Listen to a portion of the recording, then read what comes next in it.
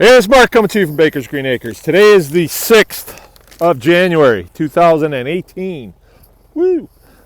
And as promised, I will answer these questions. I went through actually this morning at the breakfast table, and I went through and I wrote these questions down, so I'm going to answer them. And then I got a couple things that I want to give you the heads up on. It was 15 below this morning. And, very still. All was well. We've been pretty diligent about bedding and things like that. And I haven't had any losses of pigs at all. I've lost 3 ducks, which is odd. That doesn't usually happen. But I did. And tomorrow the weather is going to break. So I think it's going to have been about 18 days of pretty cold weather, really cold weather. And tomorrow it's supposed to be 25. So 15 below today, 25 above tomorrow. And I'm going to heed the caution of one of my people that listens to this channel. Maybe it's a subscriber, I don't know. And he said, please don't do the speedo thing. So, okay, I won't. Okay. All right. But here's some of the questions. One of them was these pigs. Oh, somebody wanted to see the pigs closer. So I'll turn this around and I'll just let this go while I'm answering these questions. We can just look at them close, or you all can. Okay. How do these pigs do in the summer was the question. Or in warmer climates, I guess. Well, during the summer here, it gets quite hot and it stays quite hot. So we don't have problems with heat with them. I mean, you'd think you would because of the fur on them, but I think their fur serves a different function than we think. I think it's more of they have guard hairs on the top and then the fine hairs underneath that keep them warm. All right, there's a really healthy looking little one. That's a really nice looking swallow belly. This is a blonde right here. And that's a young one. That one doesn't look real good, but you can see it chowing down on this hay. You can tell that they do like hay. I just gave them a new bale, although they still have some up on their other location. I put one over here. Okay, next question. Are my speedos sparkly? I'm not going to disclose that. Okay, next question. What breed of pig will you use to cross? Okay, the answer, what I've done is I've told you I have a boar, and I'll show him in another video. He's half Mangalitsa, and then he's half red wattle, large black cross that I got from a friend of mine in Maine that I need to call pretty badly. All right, so that's what I'm doing. And there was another question, have I bred them with mule foot? I have not, but an outfit that I'm working with right now, they are doing that pretty regularly. And I haven't seen any of them, but I am going down to visit with them here shortly, and I'll give you an update of how that looks to me. I would think that'd be okay. I don't know much about the mule foot. I've only seen them a couple times. The large black has some appealing characteristics. It has a really short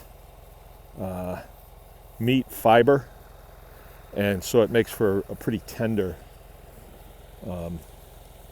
meat. Okay, next question was, how much land do you need per pig? That's a loaded question. I mean, if it's swampy ground where there's a lot of feed, you won't need that much. If it's land that you manage, there again, you might not need that much. If you're out west, I mean, it's hard to say because there's not much grows. It really has a lot to do with if you can get water on it or if it's naturally irrigated or sub-irrigated. It really depends. And then what you have to consider is the health of that field. Like in this case, I was going to talk about this. I needed to put another bale in here, even though there's still some up there on top. There's still some up there. But I wanted to put another bale in because it's supposed to get warm tomorrow, and I want them to move to a different location. And the reason for that is I'll go into that in a minute. But I had to pick a place to put this bale. And so I know this field really well. I know last year I bedded them right over there. I had a shelter there. So it's quite nutrient dense right there. Up on top of this hill is why I put them up there this year. And I did that because the land up there, or the ground up there, is really light. It's really sandy, and I want to get a lot more organic material into it. So if I feed them up there and I bed them up there, there's going to be a lot. I don't want to put too much up there. So this was the next best place that I could reach. And I can't get in here right now with the tractor because all my gates are frozen down. I'll have to show you at another time how I build gates economically. But they're all frozen down, and I'm not going to damage them by getting them loose just so I can get in here with the machine. So I picked this spot. They're going to spread this all out here.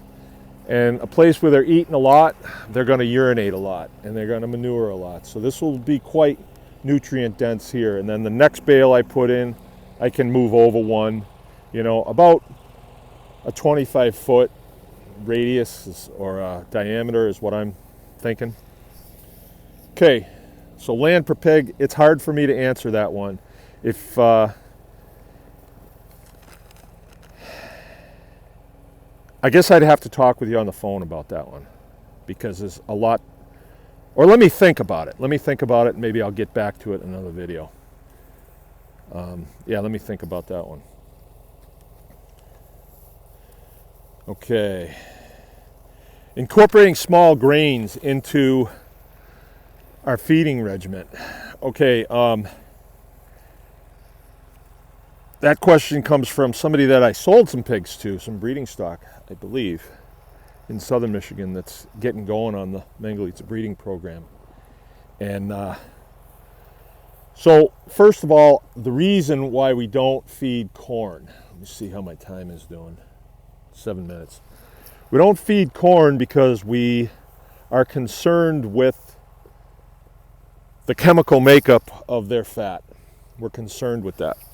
So if we feed corn, their fat is going to be corn. It's going to be made out of corn. It's sort of like a Mountain Dew, There's a lot of corn in that. And it's not the open pollinated Indian corn that,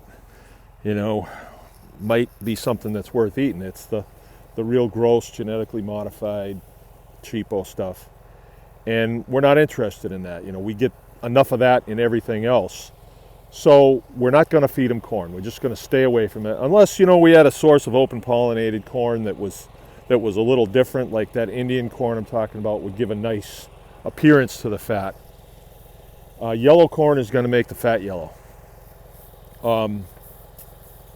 Which gives me the opportunity to lead into a pro, pros and cons. A pro would be, let's say that you really like pork and beans out of a can, and then you fight over that little chunk of fat that's in there.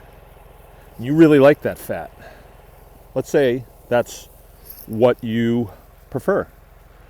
Well, you can get that kind of fat with this type of pig. All you have to do is feed it corn, really cheap corn, and soy, really cheap soy. It's all cheap.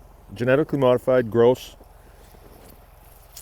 And then keep them out of the sunlight. Keep them in a CAFO, in a concentrated animal feeding operation, like under a roof, them huge stinky barns. Stress them out in there, and you will get that kind of fat. And with the Mangalitsa, you'll get a lot of it. So if that's what you like, a pro is you can get that kind of fat with this pig too. You can. If you don't want that kind of fat, then this is your pig, and they'll make fat out of things like hay.